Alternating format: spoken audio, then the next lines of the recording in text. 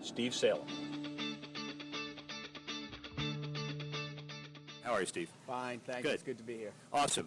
Let's talk a little bit about the Ripken Foundation, just an elevator speech, and it's a long elevator ride, so give us an idea of what the foundation does. So what we are doing is literally in all 50 states trying to provide opportunities. We use baseball as a hook, but it really is just a hook.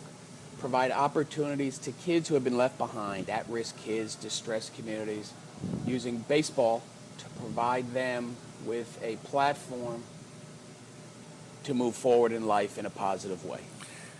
There are a lot of people whose foundation mandate is similar to that. The difference is Cal has scaled it to the point of unbelievable national success. How special is Cal Ripken to work with? He's incredible. Nobody cares more about these kids than Cal and his brother Bill. They are 100% committed to, beyond their baseball careers, making a difference in the lives of these kids, and that's what they want as their legacy. They don't want to be remembered for what they did on the field. They want to be remembered for what they did off the field. Give us an example of your kind of core business facility. Perfect world, mixture of fields, education. We understand that there is a STEM training involvement as well, female empowerment. You do it all. Yeah, we're doing a lot of things. We really are broken down into two primary areas. First, we build what we call youth development parks, which are synthetic turf, $1 million plus parks in the toughest neighborhoods in America, so that the kids who reside there have the same opportunities to play and play anything that our kids have. These kids, you go into a tough inner city neighborhood. First of all, if you end up there, you're probably lost. You're not going there intentionally. But when you do go there, you don't see the kids. It's not that they don't live there. It's not safe for these kids to be outside. You'll see the drug dealers, you'll see the gang members, you'll see some things going on that nobody wants to see, but you don't see kids playing. And that's what we're trying to provide first, a place for these kids to play whatever it is they want to play. Now, these parks happen to be state-of-the-art, spectacular places, so that no matter where these kids go in life, they'll never see a nicer park. And if they want to play competitive sports, now they have the opportunity. If they just want to go for a walk and play kickball with their friends, now they have that opportunity. And then the second thing we do is we have a group of programs like the ones you mentioned, STEM. We're putting STEM centers in inner city schools. We have a program called GREAT, which is to empower young women. We've got a program called Badges for Baseball, and think about this, knowing what's going on across America these days. We go into the toughest neighborhoods, the same neighborhoods where these police officers and kids are killing each other and where the rioting's taking place. And we're providing them with what they need to play baseball together. And the police officers become the coach. And the kids, we're talking about middle school age kids primarily, and so now these kids look at the police officer instead of the bad guy. He's the coach. And think about who in your life you didn't want to disappoint when you were a kid. It's the coach. And think about whose life lessons you think about today, 50 years later. If it's not your dad and your mom, it's your coach.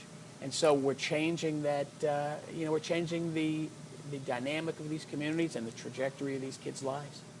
Give me an idea of the numbers, your organization itself and your goals and aspirations, and how many projects do you want to do in a certain period of time? Right. So we, 12 years ago, we were basically a $1 million organization. Today we have an annual fundraising goal of $35 million, which we will hit. We have built 65 youth development parks across the country. And doing the math, it's at least $1 million apiece. Some of them more multi-million-dollar projects. We invest about half of the resources to bring those projects to bear, and the local community brings the other half. Our goal by 2020 is to have 150 of these parks. 12 years ago, we were serving or impacting about 25,000 kids, primarily through local baseball clinics. Today, this year, we'll impact over 1.2 million kids. Our goal is to get to 2 million kids per year by 2020. So it's been a fun ride. It's a little bit overwhelming, but but Cal's name carries a lot of clout when you go into these communities, but it's his passion and his commitment. You know, he puts his money where his mouth is, and it's contagious. Steve Salem, your background, Boys and Girls Clubs, but you've come out of the nonprofit business as well, right? Absolutely. I actually did a short stint with the New York Yankees out of law school. Well, they're not a nonprofit business. They're definitely not a nonprofit. And then went to Boys and Girls Clubs of America for 15 years, ended as the Vice President of Government Relations there, running the Government Relations Office, and then went over at the request of Cal and Bill to the Ripken Foundation.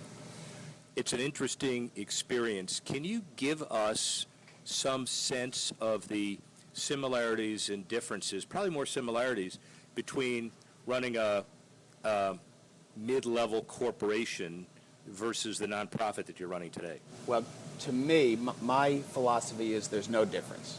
You need a product that people want to invest in. You need to keep your word, do what you say you're going to do. You need to generate interest and excitement. The challenge that we have in the nonprofit world that maybe you don't have in the for-profit world is we don't really have a product to sell. We're selling the heartstrings.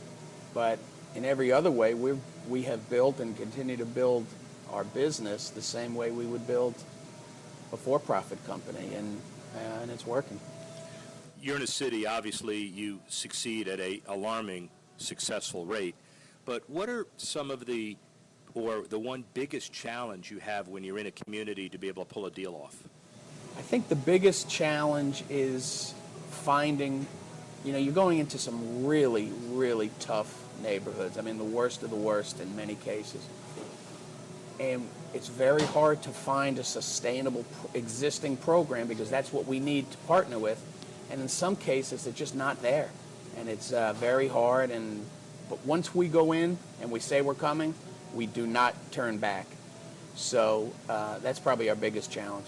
Have you seen the economy directly affect you positively or negatively as you go forward? Is it sunny skies ahead, or do we have issues where you're concerned? When the economy crashed in 2009, I think, it hit all of us, and if you were able to stay flat, you were very successful. And we actually grew a little bit through that period of time.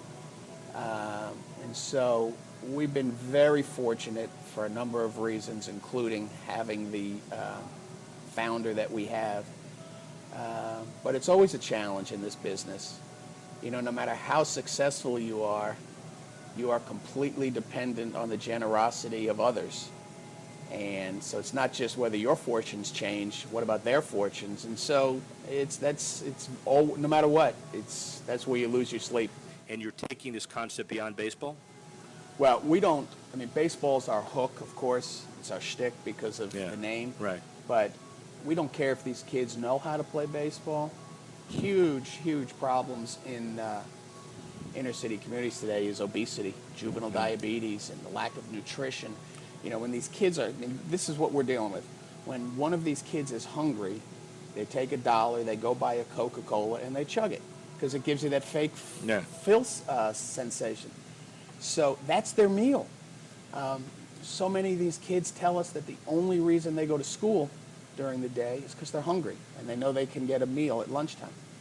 How do you and Cal feel when you're about to watch the first game played in a new facility that you've just caused to be open? It is the most overwhelmingly wonderful feeling you can imagine to see these kids come on to, it's their field. We build these $1 million fields and we give it to the community. It's theirs, not ours. They own it. And what we often do is we'll put a ribbon out, and instead of the mayor, and the people with all the money cutting the ribbon, we'll have the kids run through the ribbon. It's overwhelming. Cal Ripken's vision, Steve Salem,